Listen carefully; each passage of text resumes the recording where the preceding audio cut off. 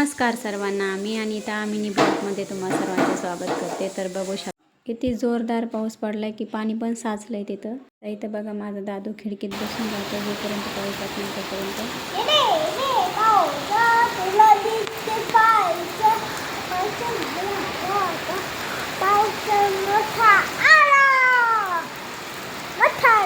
मोठा आला. आता जोपर्यंत पाऊस म्हणजे बंद होत नाही तोपर्यंत श्री तिथंच बसून राहतो.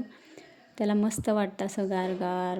म्हटलं चला आता पाऊस पडतंय आणि थंडगार वातावरण झालंय तर भजी बनवते. आणि इथं मी एक बटाटा किसून घेतलाय आणि कांदा उभा कट करून घेतला, कोथिंबीर आणि एका मिक्सरच्या भांड्यात हिरवी मिरची, लसूण, जिरे आणि त्यात मी ओवा पण टाकला होता आणि बारीक करून घेतलं. तर ही भजी बनवलेत आणि लगेच मिस्टर म्हणाले मग चहा पण बनव. मग चहा पण बनवला रेडी. व्हिडिओ आवडला असेल तर लाईक, चॅनलला सबस्क्राईब करा. धन्यवाद.